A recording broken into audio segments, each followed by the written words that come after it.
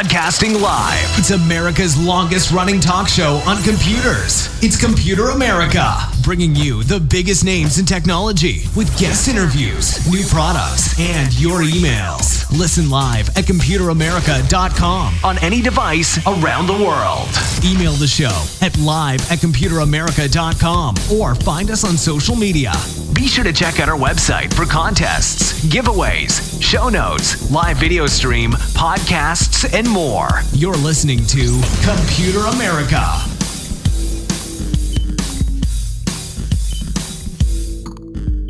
Hello and welcome to the Computer America Show. We are the nation's longest running, nationally syndicated radio talk show on computers and technology. Thank you for joining us, everyone. I'm your host, Ben. And I'm your co-host, Carissa. Perfect. And everyone, hey, welcome into today's show. Today on the program, we have computer and technology news. We have a ton of different articles going to be talking about things like, well, the actual prevalence of hate speech on Facebook. That story just came out with, it's more than you think, and yet at the same time, probably less. So there's that story. There's more, including one of the world's largest radio telescopes set to be dismantled and the reason why and all that good stuff. We'll be sure to cover that and more. So everyone, if you want to stick around for that, of course, hey, stay right here. So before we get started, everyone, computeramerica.com. That's where you'll find everything, past shows, future shows, show notes, podcasts, articles, reviews, links to social media, and more. Hey, everything in your wildest dreams you can find right there at computeramerica.com. I know, amazing. So with that being said, Carissa, I think that's about it. I really enjoyed yesterday's show with Derek Shani. And I should probably mention before we move on, Computer America will have no new shows next week, the week of October. October's already gone. November 23rd through November 29th. There will be no live shows. We're taking that week off for Thanksgiving, among other reasons. And then the week after, we will be back with more shows. So stick around for that. And everyone, you should enjoy that. So, Carissa, before we get started with computer and technology news, how you doing? Anything new happen? Not really. I went and got I forgot to mention, I went and got a COVID test a few days ago. Did they poke your brain? I heard that they poked your brain. It's actually not that bad. It's more of like a quick little nose. It's like taking a Q-tip to the inside of your nose, essentially, and they don't even go. I think that's exactly what it is like. But it was good. Came back negative, so that's great. I was excited to figure that out. You've never had it, so good job. Good job on quarantining. I know it's not the easiest thing to do, and for so many places, like I found this nice little infographic yesterday of kind of tells you where. I think it was actually by the CDC. CDC.gov has it, and it shows the reported cases of COVID-19 in all different parts of the United States, and really you can go as far down as like the city by city level, and man, you could go into what I wanted to try was to go into the most remote parts of like Montana or North Dakota or one of these other places where I think there's technically more wildlife than people. Right. One of these places that is, often considered very, very not densely populated. And man, even they have like random counties where it's like 2, 17, 10. It's COVID-19 is stretching to every part. Yeah. Wow. And especially like these small little communities, because, of course, in New York City, you can expect to find, 50,000, 100,000 cases. But, even in these small rural towns, and if nothing else, it really shows just how interconnected, there really isn't a part of this country that isn't in some way connected to everything else. So, right. Even in the smallest way. That's impressive. Yeah, it's definitely not a good thing. But hey, I'm glad that you're clear, and everyone else out there, hopefully you're clear too. And I've been hearing a lot about, especially on the radio, about how one of the number one things that, and it was a cheesy line, I think, from someone at the Center for Disease Control, said something like, the number one thing you can do for your family or give your family this holiday season is the gift of not killing them with COVID. So, right. This is going to be the first holiday season with this virus, hopefully the last one as well. But it's going to suck not being able to visit and visit family and all that kind of thing. But the benefits do not outweigh the negatives if you happen to come in contact with this. So stay home, stay safe. Exactly. And especially keep your elderly relatives safe as well. So, okay, everyone. So with that being said, on that cheery note, why don't we go ahead and continue on with computer and technology news. So Carissa, if you're ready. I'm ready. All right.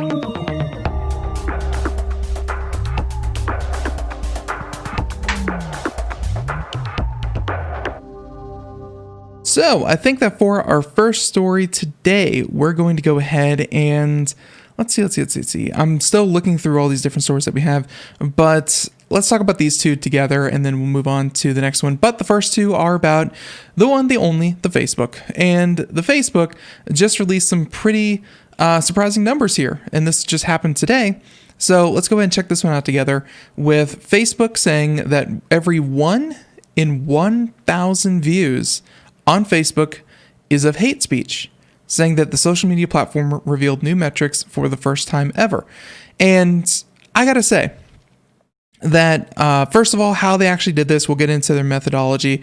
It's kind of sketchy, but at the same time, I gotta say, that is much lower than I think is reported by a lot of the media outlets that say that, all bad things happen from Facebook. Facebook is only a force for evil and a really, really bad thing. And don't get me wrong, we have a special segment you can find on YouTube under a special segment category or on our website. But we did a whole thing about social media, if it's good, if it's bad, the benefits, the negatives, kids, elderly, so on and so forth. And overwhelmingly, it, in moderation, social media in general is a very good thing. It can definitely promote a feeling of connectedness and staying in touch with family members and things like that. But at the same time, too much social media definitely is a bad thing for all age groups. And I think that's kind of one of the problems is that if you're viewing, let's face it, if you're viewing 1,000 posts in a month, which, what does that break down to? Like 30 posts a day, you just kind of log on once a day and scroll through it. One of those 1,000 posts will be of something offensive and, hate speech and that kind of thing. And you could just ignore that one. If you stay there and you're looking at 1,000 posts a day, which sounds like a lot, but I know people that could definitely consume 1,000 posts a day. You're going to see more. Yeah, you're going to see this every single day, and you're going to think it's more prevalent than it actually is, and that it's a problem. So let's go and get into the numbers here, and then we'll talk about this. But Facebook revealed for the first time today the prevalence of hate speech on its platform, announcing that such content accounted for 0.11% of content views between July and September. And I would even say that is a little bit more... that is a little bit higher than it normally would be because we had an election going on and, the rhetoric during the quarantine when people are at home too. Yeah. And quarantine, election going on there, the rhetoric was ramping up. People were looking at more things and so it's bad, but it's not as bad, I think, as even I would have assumed. So rather than just looking at the amount of hate speech content Facebook removes to measure the problem on a platform, the company said that the prevalence is calculated by selecting a sample of content seen on Facebook and then labeling how much of it violates our hate speech. So, that's their methodology, and you could even claim that can be skewed for certain users because obviously certain users are going to... how do you put this? Certain users are going to like different pages. They're going to subscribe to different content than others. Like if you exclusively look at Halloween posts and puppies and kitties, and maybe you're part of like a reptile Facebook group, you're not going to get the same ones as if you subscribe to purely political pages and other things that would tangentially relate to that. So right. The fact that they're looking at all of this, it probably skews it a little bit. I think that certain people are definitely going to get more than 0.11% that they're claiming. But then again, others are going to get less than 0.11%. So a lot of it just has to do with how long you're just sitting there mindlessly scrolling through it and being like, oh, okay. I'm hoping that you can get through 1,000 posts in a day, probably easy if you just don't do anything but hang out at home because you're in quarantine and just Yeah. scroll your face off, Yeah, thankfully for that infinite scrolling feature that they have, I can totally see people doing 1,000 posts plus a day. That's not really all that complicated. But let's go ahead and talk about this a little bit more with prevalence. Prevalence has become an important metric at Facebook as a way of measuring the violating content as seen by users. Facebook compared it to measuring the concentration of pollutants in the air, and Guy Rosen, Facebook's head of integrity, said during a call with reporters on Thursday that prevalence was the most important measurement Facebook has to understand what's happening on its platform. He said that the prevalence metric is important because a small amount of content can go viral and get a lot of distribution in a very short span of time, whereas other content could be on the internet for a very long time and not be seen by anyone. So, because this is the first time Facebook has publicly published the numbers, it's hard to say if the figure has increased or decreased compared to previous periods on the platform. So, this is the first number. Hopefully, Facebook is more transparent and they release more, but so far, that's all we got. So, by the way, Facebook has taken steps to address certain aspects of hate speech. These include Holocaust denial and QAnon content, and it has struggled to deal with hate speech on its platform in non-English speaking markets. One of them, of course, there was the Rohingya Muslims in Myanmar in 2016. There was the Uyghurs in China. They were facing genocide. And recently, I don't know if you heard about this one, Carissa, recently, people are kind of blaming Facebook for the recent genocide in Ethiopia, where Facebook Facebook is very prevalent there, and certain members of the party are spreading wild accusations, amazing lies, and Facebook, because so we talk about moderators sometimes here on the show, and when people think about moderators, they think, oh well, whatever. You just get a couple English speakers. You hire 1,000 English speakers, and they handle all of the hate speech on the platform. It's not perfect, because hiring a certain amount of content moderators in every country, in every language. And then on top of that, within even languages, you have like dialects or other words that let's say the difference between the United States and the UK English, or New Zealand and Australia English, or Spanish as spoken by Spain versus Mexico, or Portuguese as spoken by the northern Brazilians versus the southern Brazilians. It's not even that you hire someone who understands the language; you have to hire people that understand all of the nuances within the language itself.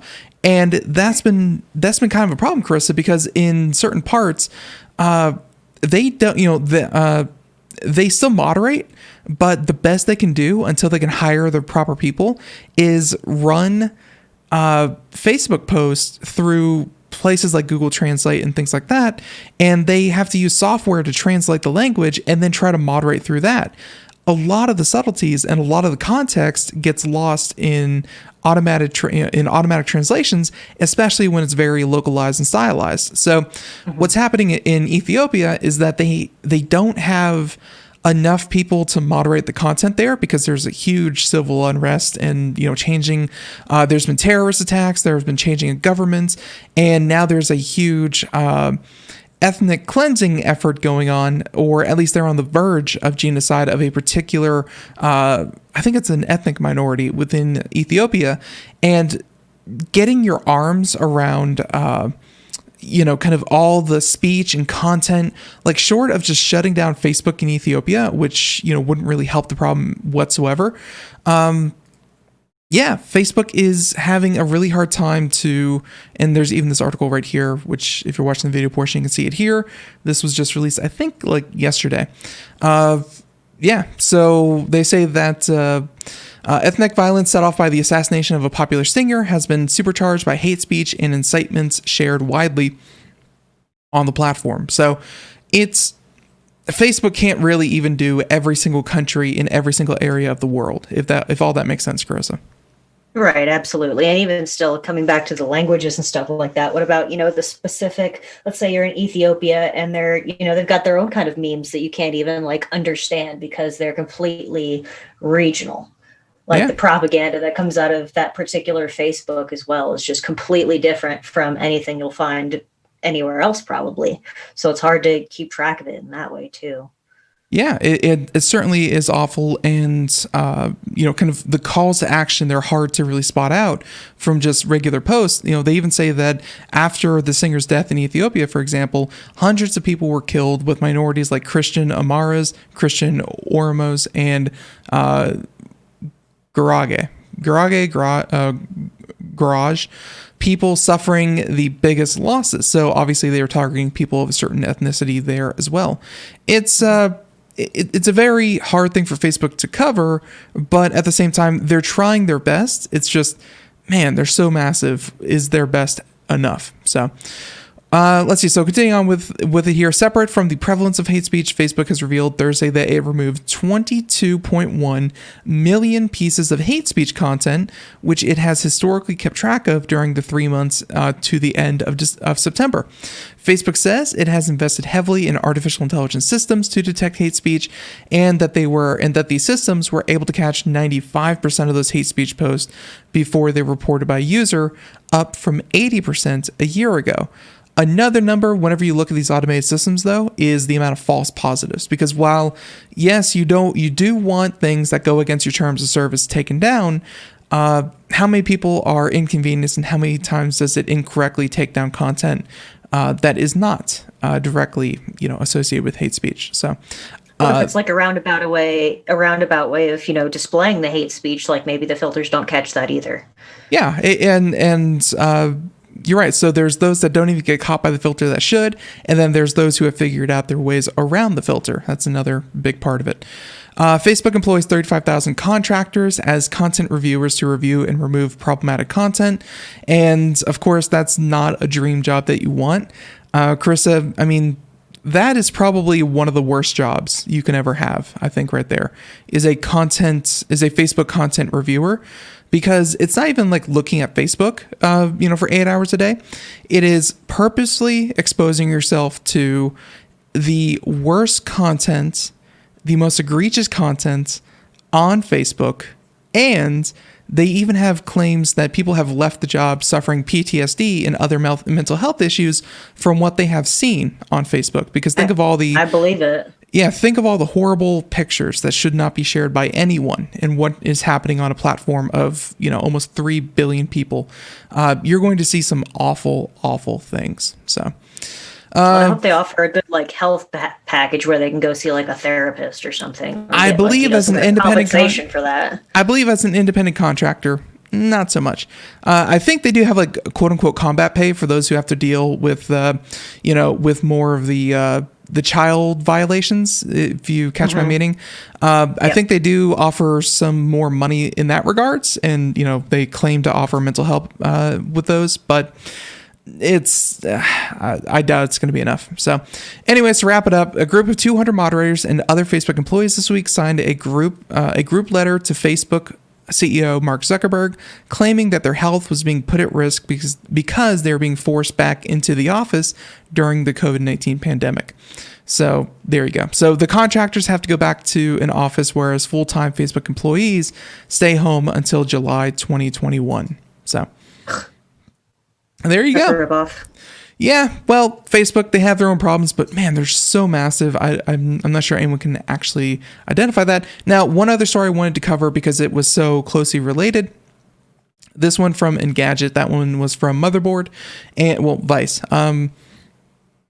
Facebook labeled 180 million posts for election misinformation. Now, recall, labeled is not the same as taking down or censoring. They clearly just put a little notification at the bottom of these posts saying that these are not verified, anything like that. So Facebook just offered the first look, and it looks like it was the same call that Facebook's VP of Integrity, Guy Rosen, said with reporters. He said that leading up to the 2020 presidential election, 180 million posts were shared with misinformation, and it removed 265,000 pieces of content for breaking the company's rules against voter interference. He noted that around 95% of Facebook users don't click through the warning labels to view posts that are labeled for misinformation. So that's good.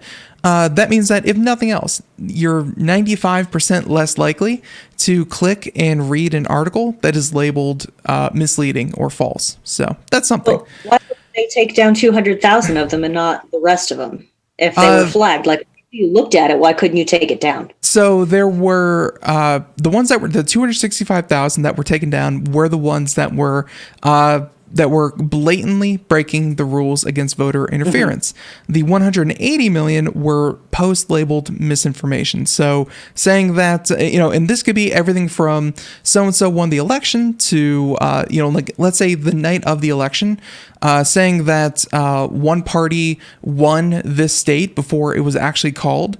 That would be misinformation, even though it may have come true after the fact. Just because they labeled it, doesn't mean that it violates their terms of service. It could just be misleading, for instance. And by the way, let's see, real quick, Melter of Snowflakes in the chat room, but just because Facebook flags something as misinformation doesn't mean that it is. And that is also correct. They have labeled 180 million. And I've even seen, there was a post by President Donald Trump that he was wishing people on Twitter like a happy Veterans Day, and it was a picture. It was very, very innocuous, just him hanging a wreath and kind of wishing the best for veterans all over and that kind of thing. No, like really no information. Just here are his feelings and wishing everyone a happy Veterans Day, and yeah, that was labeled misleading. Because it's President Trump in the election, and obviously the AI that is used to target these things is not perfect in 100% of the cases. I'm wondering what their review process is afterwards, but I'm not too sure what their review process is to make sure that everything that they labeled or took down was worthy of being labeled and put in, taken down. So. Well, clearly the AI also thought that his sentiment was bogus, so that's why they took it down. Yeah, I don't know how even the AI believes it. Yeah, I don't know how that whole thing happened, but it again just goes to show AI is not foolproof by any means. So Rosen also shared an update with the company fighting COVID-19, saying that Facebook removed more than 12 million pieces of content for those sharing dangerous misinformation or about the coronavirus. I know that one of them was, some of the posts that I know that were taken down were like, if you do like a bleach cleansing therapy where you hang your head over a bucket of bleach, stuff like that can actually kill you. And they're going to take down content like that all day long. So they also say, according to Facebook, they have now labeled 167 million posts for coronavirus misinformation. So let's see. This one also talks about the hate speech we just talked about, which again, 10 or 11 views of hate speech for every 10,000 views of content. But like we said, last article, if you subscribe to certain pages and posts and communities, you are more likely to see that as opposed to others. So, I think that's about it. It seems like both these articles were covering the same call with reporters that were released, but two different kind of parts of the call. And yeah, Facebook has such a monumental job ahead of them. I have no idea how they're going to do it, but at the same time, it's so far what's happening is not working. Too much misinformation and too much, and yet not enough being caught. So there you go. Right. So, and just figuring out how all that works too with that many people is just freaking difficult. Yeah. And there you go. So an absolutely Star Fortress. I know exactly what you mean. So with that being said, let's see, we have some of these other ones here. I wanted to actually, speaking of stars and Star Fortress and space in general, let's talk about this one here real quick from NPR. I apologize for everyone out there. I think this is the one in Puerto Rico, if I'm not, it is. The Arecibo,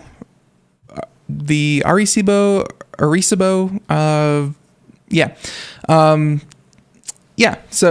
So the Arecibo radio telescope is set to be dismantled. And it's funny, Chris, I actually saw an article that we didn't do here a little bit ago. And this, not there. Here we go. That I think it was like a week ago. They said that it was in danger of falling apart because these cables were being, were not being maintained correctly. And I think it was actually from the damage of the hurricane a little while ago. Yeah, they've been under great strain, and it's Arecibo. Okay, perfect. Thank you. Arecibo. There we go. Yeah, they say that it's just set to be decommissioned because, again, like a week ago, it was said that it was in poor condition, and now we're looking at decommission, saying that the world-renowned radio telescope Arecibo Observatory in northern Puerto Rico, now on the brink of collapse, is set to be withdrawn from service. That's the National Science Foundation. Each of the observatory's 3 towers has 4 primary cables that hold up 900-ton equipment platform suspended above the telescope's massive reflector dish.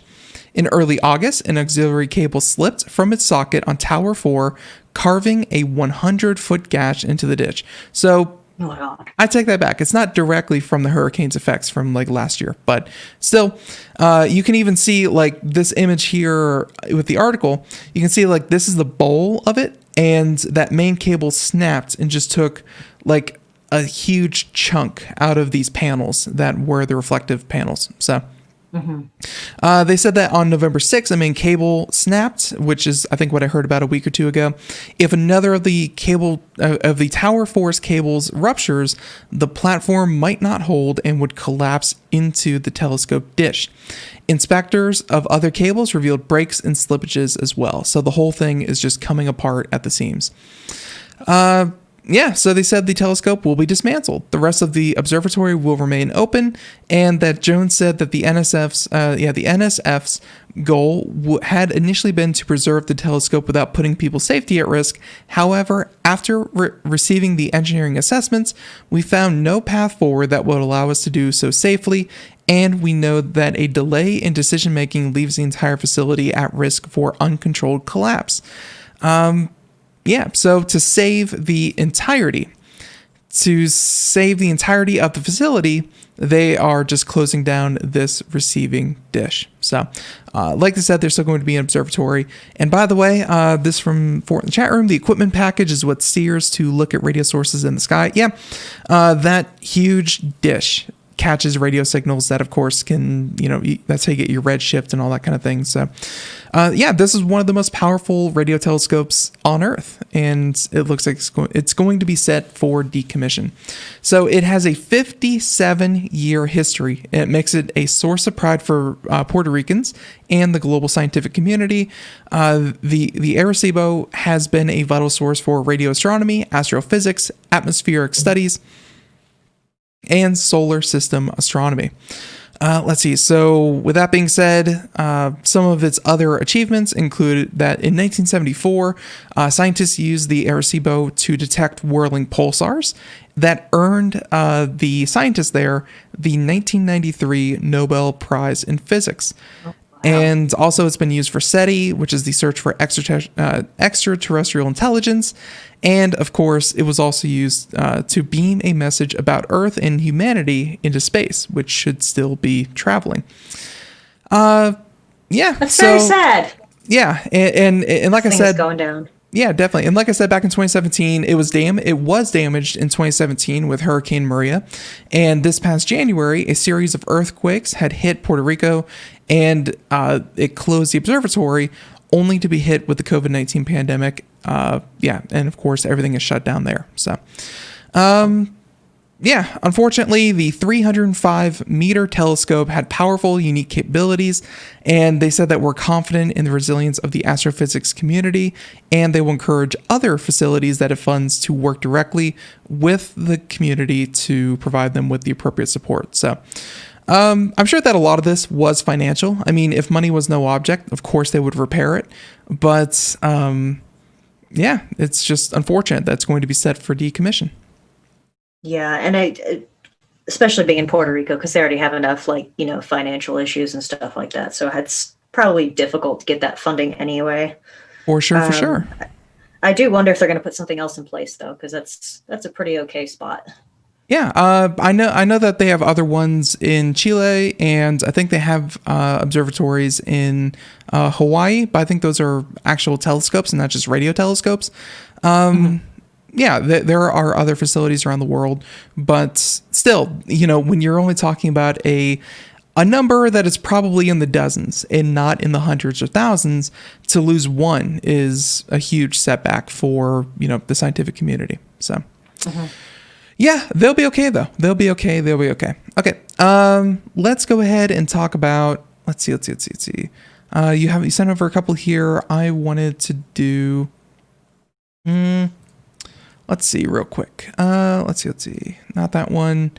Not HuffPost. By the way, everyone, just so you know, BuzzFeed is acquiring Huffington Post. So there you go. Let's see. So I saw that one too, but let's try this one. Okay. This is a quick update. We covered this back when it happened. Carissa, were you on the show during Batterygate, quote unquote Batterygate? Possibly. Okay, so for those of you who don't remember, still on its way. There we go. So for those of you who don't recall, Batterygate was this whole thing with Apple, and on older, like, people were, they were suspicious. This has been a long time coming, that people were like, hey, my iPhone runs slower after a recent iOS update. And more specifically, let's say, I think this happened when the iPhone 8 came out, or the iPhone 10, and Apple put out the new version of iOS, and then lo and behold, people on older phones, like, 5S, the 6s, phones that were like 4 or 5 generations back, they noticed that as soon as they updated, the speed of their phone, the responsiveness of their phone decreased. And it didn't take too many people wondering on the, it didn't take people long for wondering online and seeing everyone else complain, that they went in and, people did their independent testing to show that here's how fast my phone is on this update. And then on the next update, it's 5 seconds slower, 10 seconds slower, things like that.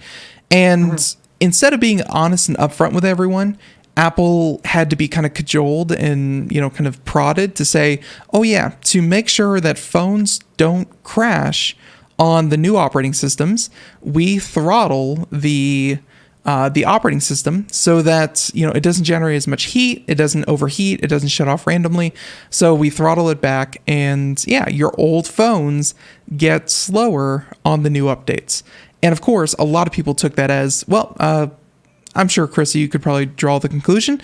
What do you think people would assume if Apple, if Apple slows down their phones artificially through software? They're forcing you to, upgrade. Yeah, that would provide a great incentive, because people would say, wow, my phone is not as fast as it used to be. It's acting slower. And again, for people to realize, oh, that's the reason. Apple claimed a couple of the reasons were the fact that the battery didn't hold as much of a charge. You could update to the more power-hungry operating system, and the battery would last you, 6 hours instead of 10 hours. And people would immediately notice that. So, and of course, the processor would overheat. It'd be working even more. It would be prone to crashing unintentionally.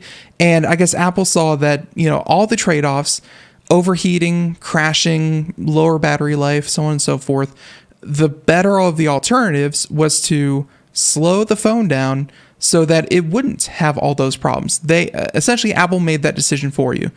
And what happened was, after this whole thing came out, they were like, oh, hey, we added this new feature that tests your battery life. And if you feel that your older phone, if you'd like more performance out of it, but lower battery life, turn on this option in the settings. If you would like better battery life, less crashing, that kind of thing, turn off this feature. And they made it a feature instead of like a hidden side effect of operating system updates. And if they had just done that at the beginning, Carissa, I feel like people wouldn't have made those assumptions, and they wouldn't be in so much trouble. Absolutely, but they're not going to, and they didn't. And I mean, they probably don't feel obligated to give people that information because they do what they want. So you just kind of have to deal with what they give you. Yeah, they are Apple. But hey, it turns out people didn't. They mentioned that Apple is, well, to settle this whole kerfluffle, Apple is paying $113 million in a settlement for an investigation into its practice of intentionally slowing down people's iPhones. They say that the payout, let's see, I have it here somewhere. Let's see. So they said that the payout is the latest Apple has made in regard to this matter. The company paid $500 million in a class action lawsuit in May. So it's $113 million to regulators. Mm-hmm. It's $500 million for the class action and all the people out there. And last month, the company reported $26.4 billion in revenue from iPhones. That's not profit, that's revenue, but clearly, you can see how much money we're dealing with here. And a French competition watchdog, watchdog fined the company $27 million in February for purposely slowing down iPhones without telling users. So, this all happened earlier this year. And so with that being said, obviously they paid $500 million to settle the class action lawsuit. And if you had an iPhone 7 or 7 Plus, users could have qualified for a $25 payout. So, ooh, $25. That's so nice of them. Yeah, that's class action for you. It's always that way. So, especially with Apple. That's about it for that story. They've admitted to it to prevent it from randomly shutting off. Like they offered a couple of settlements. One of them was a battery replacement. And like the worst part about that was they got caught doing this. And instead of just swapping out everyone's batteries and, calling that the settlement, all they said was like, here's $20 off, pay us $80 to replace the battery in your phone. As someone who has taken apart their iPhones, it's not easy. It's not the easiest thing in the world, but it's not $100 fix. And the part is not $100. But I'm betting they either did it at cost or they made just a fraction of a little bit of money for people to do that. I hope that they, I hope that they learned their lesson. If they had just come out and said, here's why we're doing this, here's an option in your settings, we highly recommend you do this. It's not like Apple ever, has to beg for airtime or, a way to reach their customers. Just next time, be honest and upfront. Don't try to be surreptitious and just try to do what you think is right. I honestly do think this was like a researcher or someone in the research and development part of the company. And unfortunately, they could not have understood the legal ramifications of doing what they did. I honestly believe, even after hundreds of millions of dollars spent in penalties and fines and class action lawsuits, someone thought this was a good idea. And so don't attribute to malice what you can attribute to stupidity. I'm just going to say that. So let's see. There's that story. And actually, I want to talk about another one. Carissa, have you ever seen the video game Avengers? No, but I've heard about it. I think it was like Avengers, Earth's Mightiest Heroes or something like that. Marvel's Avengers. It was this game that, in a time when everyone's at home playing video games, video games are actually a very safe bet. They've been doing very, very well. And man,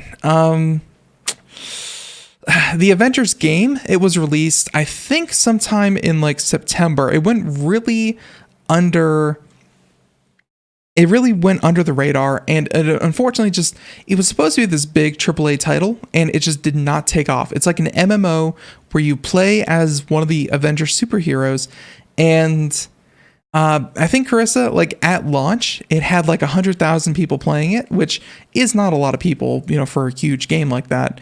Right. Let's see, and I want to get this perfectly right. Let's see.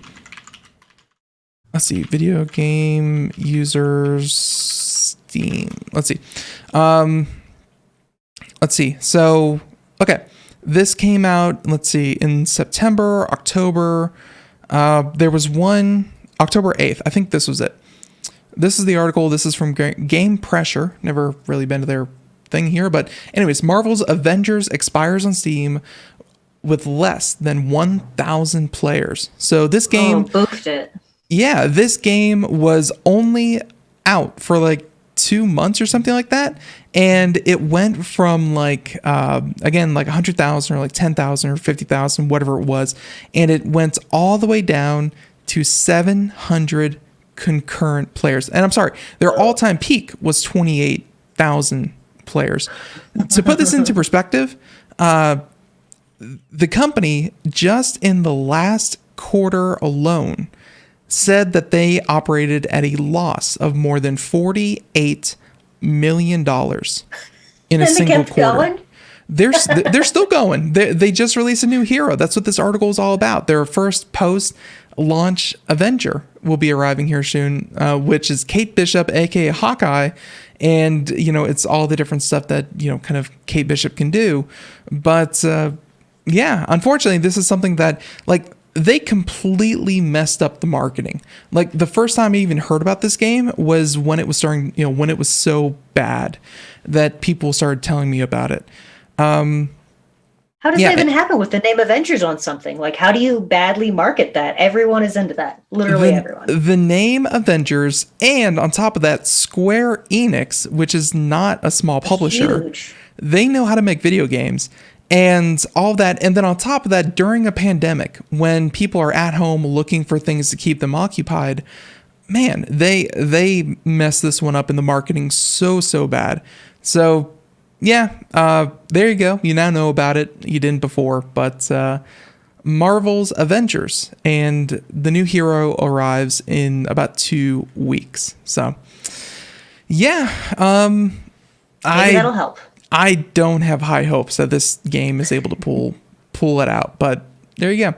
So, Carissa, do you have a favorite story we can cover here? Let me have a look. I see that you sent a couple here. Let's see. Not Google banking, but let's see. What's this one? Or robot dogs. Yeah, we can probably cover that one. And if I'm not mistaken, this is probably through Spots, if I'm not mistaken. So let's go ahead and do that. And the New York Post, of all places. Okay, sure. Why not? Here we go. Saying that newly developed robotics canine will soon be prowling the Army bases in the Tyndall Air Force, well, not Army, so obviously Air Force, the Tyndall Air Force Base in Panama City, Florida, to enhance security and surveillance patrolling. The 325th Security Forces Squadron, which handles security for the base, said that the robo-dogs are weatherproof, four-legged, unmanned patrolling drones that have two-way communication and abilities and high-tech sensors that cost about $100,000 apiece, saying that this is the springboard into the future of integrated defenses. And Carissa, I think that they're testing them here. First of all, I'm not going to say Florida is a combat zone, but boy, is it dangerous. So, with that being said, I feel like they're testing it at Air Force bases and places here, so that when they set up, kind of forward operating command posts or any kind of outpost in, kind of more, more violent battle theaters. Zones. Yeah, in battle zones and places like that. You always have to set a patrol, and you always have to have some member, kind of be, some member of your unit be in harm's way, like almost at all times, because they have to be out there looking and, kind of keep an eye on things. I'm hoping that this replaces that one man out, that using robots and artificial intelligence with high-tech sensors, they're able to continuously and, just never miss a beat, catch things that even, the best lookouts would miss, and everyone inside the base would be all the safer for it. So they're testing it here now in the United States, and I'm sure in time they're going to be used in all different aspects of patrolling. Excellent. Yep. So let's see. They said that the drone dogs have been in development for over 10 years. Their CEO said that they would create to keep humans and military working dogs safer in the field while mitigating heavy asset losses, the outlet reported. While the not-so-furry Sentries won't bite, if someone attempts to steal or otherwise harm the robot, a defense mechanism is triggered that will hurt the predator. I'm not sure what that means specifically. So like a taser, maybe? Robot taser dog, that would make sense. Kind of like I'm imagining like it slowly like opens its mouth and like a little taser with like a little arm comes out, and or a flamethrower. Oh my God, that actually reminds me. That's actually very good, kind of trivia kind of thing here. Carissa, let's see, remake of, sure, okay. Did you ever see the 80s? Yes, like the canine from Doctor Who. Did you ever see the 1980s movie called Short Circuit? I did. It's getting a remake.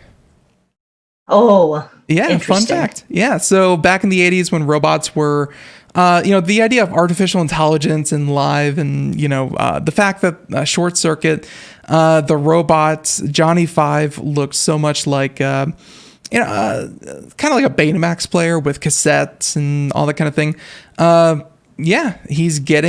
He's getting a remake, saying that the 1986 sci-fi film about an experimental military robot that was struck by lightning is getting a remake by Spyglass Media Group. So it's set to be penned by Eduardo Cisneros, who made Instructions Not Included, and Jason Schumann, who made Half Brothers. The pair will put a Latino twist on the family film screenplay. So there you go.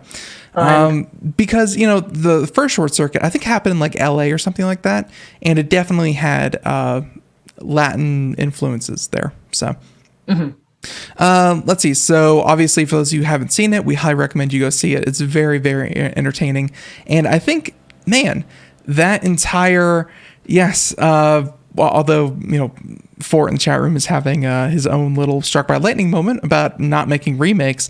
The original movie was so endearing.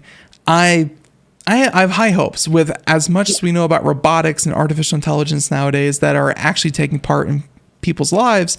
I'm hoping that any kind of remake will, just kind of do much better. I agree. I think this one's one that's actually worth maybe remaking because we do have better robots now. But I kind of agree with our friend in the chat room there. Just get an original idea, please. It's been so long since we've had an original idea. I'd love for something good to like show up. I have told people this last year, and this is widely put out by a lot of the studios. Times are tough, and especially nowadays, and they were in the years leading up to the pandemic, times were not good for movie theaters in general, or at least movie studios. Unless you were Disney with the Avengers, or you put out one of these other movies, not a lot of movies were making a lot of money. So even what Disney decided to do, that's why you're seeing a remake of, leading up to this, like Beauty and the Beast. You saw a lot of remakes of Hamlet. You saw remakes of a lot of stuff that they already owned. Remakes and things that are public domain. That's what you're seeing a lot of, is because it's much less expensive to draw on source material that's already written. There's so many different interpretations of it. You can do anything you want with it.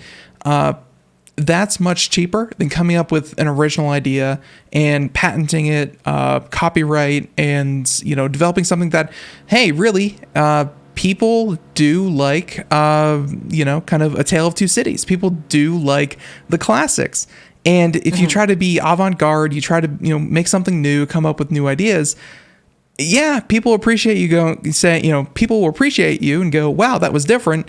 But different doesn't always mean good. So movie theaters or movie studios are hedging on not open source, public domain and remakes as heavily as they can, because it's so much cheaper and so much easier to make this stuff. So, Carissa, when you say I'm tired of remakes, no end in sight. And I think it's even going to be worse with the pandemic, because no one is looking to spend money kind of just randomly or just gamble with studio money. They want to make sure that whatever they make is going to be received at least somewhat well.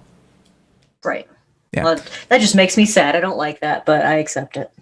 I mean, sadly, it's a business. It's not just a charity. It's things like that.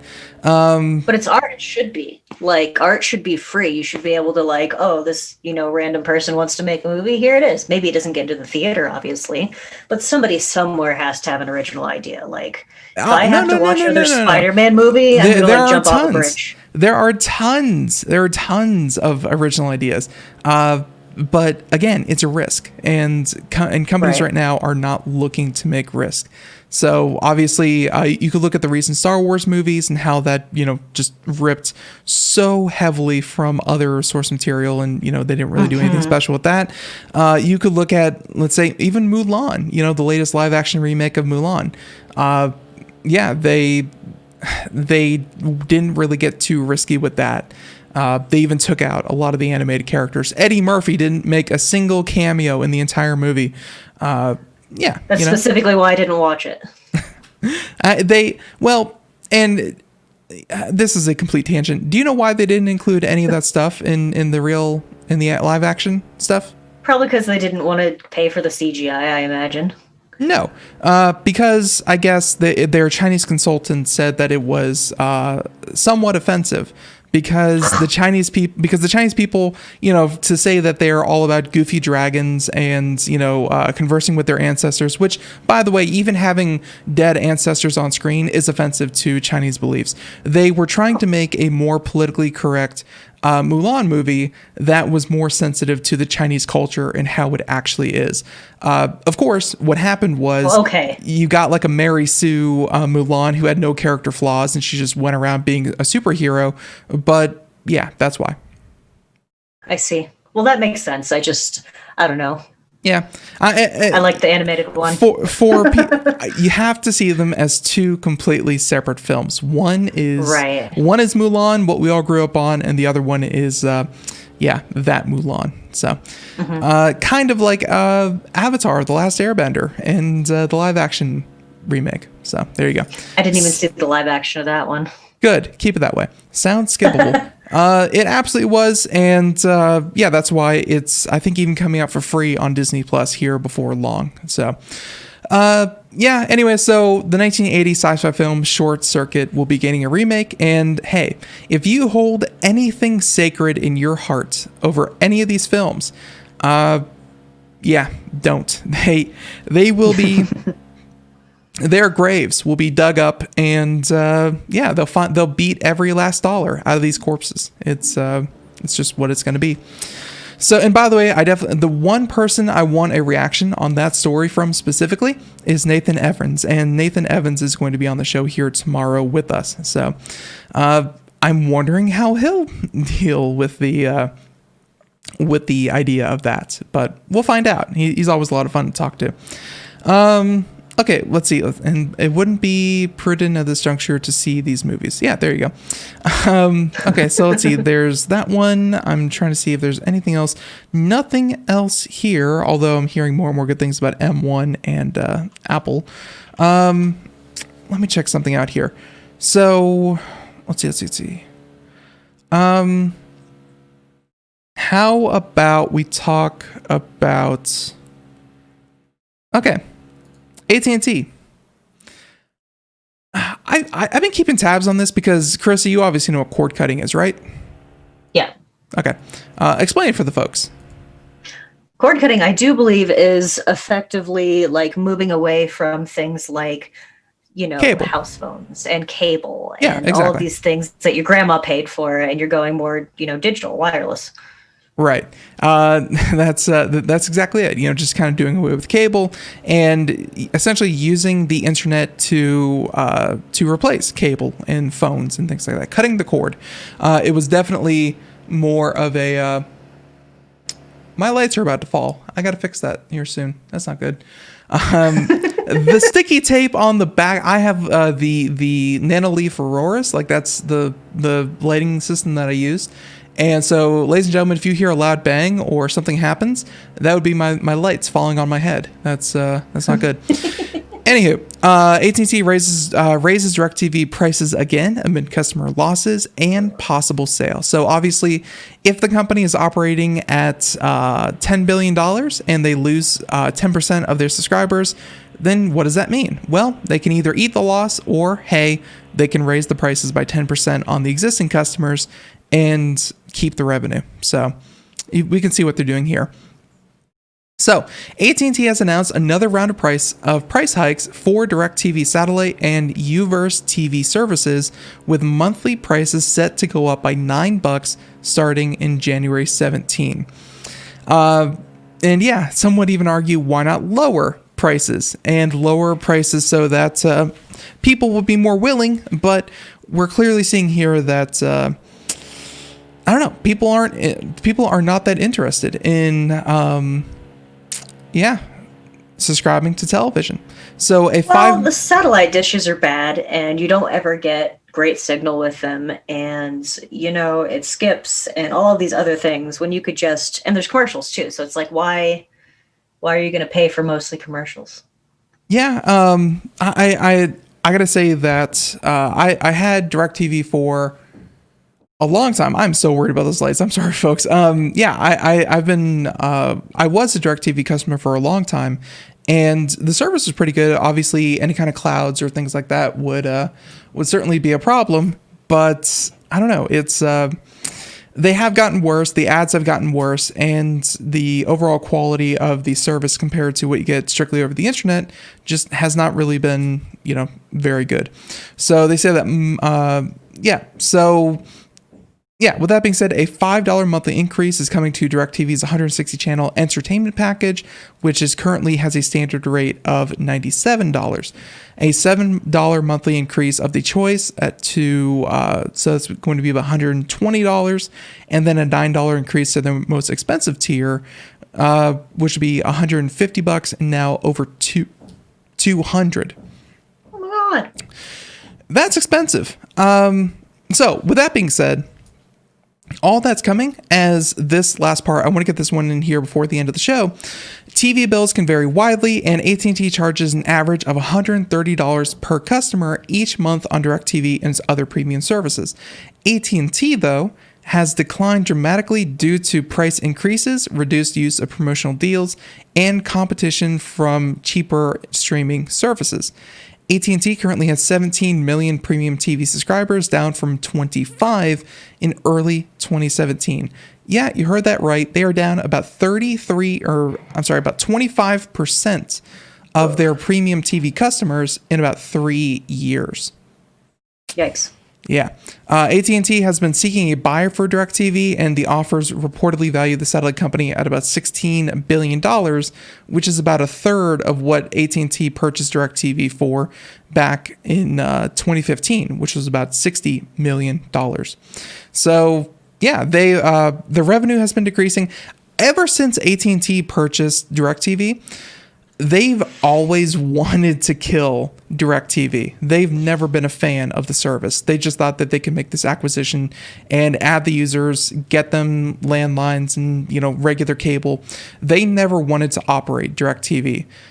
They wanted everyone to switch over to Uverse. So the fact that they're trying to speed this up a bit, I can only imagine that they're trying to keep the numbers up, like the revenue numbers up, so they can make a good sale. But of course, by trying to keep the revenue up by increasing prices, you're actually hurting your subscriber numbers even more. So there you go. Wow.